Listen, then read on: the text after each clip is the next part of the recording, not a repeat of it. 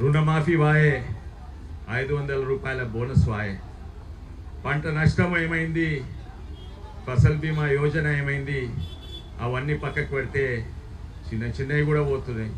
అక్కడి నుంచి seed subsidy ఏమైంది, పాలీ హౌస్ సబ్సిడీ ఏమైంది, డ్రిప్ సబ్సిడీ ఏమైంది. అదే కాక వీళ్ళు ఏం చేయకుండా కేంద్ర ప్రభుత్వం ఏం చేస్తలేదంటున్నారు. కిసాన్ కే ఆయే దుగ్నే అన్నారు, ఏమైంది అని అంటున్నారు.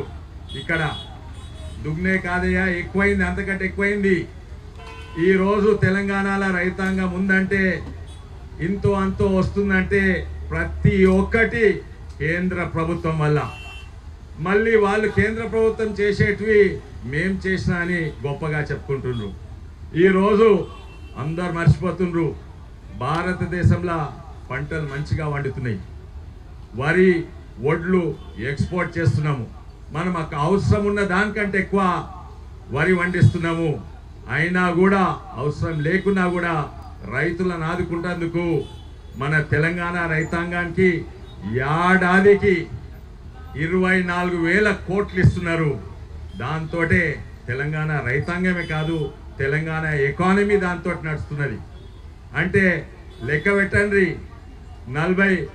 40 లక్షల రైతులు ఉన్నాయి, 24,000 కోట్లు వస్తుందంటే ప్రతి రైతు కుటుంబానికి దాదాపు 38,000 కోట్లు వస్తున్నాయి.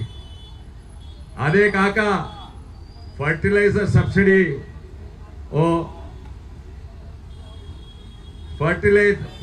ఫర్టిలైజర్ సబ్సిడీ వస్తుంది. అదే కాక 6,000 రూపాయలు వస్తున్నాయి. అంటే దాదాపు ప్రతి కుటుంబము, రైతు కుటుంబానికి కేంద్ర ప్రభుత్వం నుంచి 50,000 రూపాయల కంటే ఎక్కువ వస్తున్నాయి. కానీ వీళ్ళనేది కేంద్ర ప్రభుత్వం ఏం చేసలేదు, చేసేటివన్నీ అక్కడనే, కానీ చెప్పుకునేది వీరు. రైతాంగం ఇది గుర్తించింది. పైసలు లేని సమయంలో దివాలా తీసిండ్రు, ప్రభుత్వమే చక్కగా నడుస్తలేదు, రోడ్లు చక్కగా లేవు, దాని మీద 6 గ్యారెంటీలు ఇచ్చిండ్రు. కానీ తప్పు పట్టే దేవురు ఇక్కడ కాంగ్రెస్ ప్రభుత్వమా, ఇక్కడ కాంగ్రెస్ వాళ్ళ చేతులు ఏమి లేదు. అక్కడ ఢిల్లీ నుంచి అయినా వాళ్ళ 6 గ్యారెంటీలు ఇచ్చిండ్రు. ఇక్కడ ఆర్థిక పరిస్థితి తెలియకుండా ఇప్పుడు రైతాంగానికి ఒక్క పైసా, ఒక్క గ్యారెంటీ అందుతలేదు. చూడబోతుంటే ఇద్దరు ఒకటే తీరుగా ప్రవర్తిస్తుండ్రు. కానీ ఇప్పుడైతే నాకు నమ్మకం వచ్చింది, ఇద్దరు కలిసి పనిచేస్తున్నారు, ఇద్దరు ఒకటే.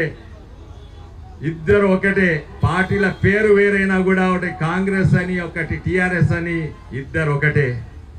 ఇప్పుడే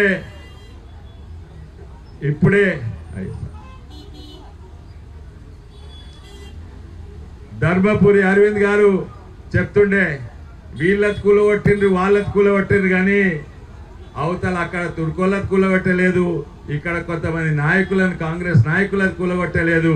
కూలగొడితే మన బీజేపీ కార్పొరేటర్ది కూలగొట్టి ధ్వంసం చేసింది. కానీ అది పక్కకు పెట్టండి.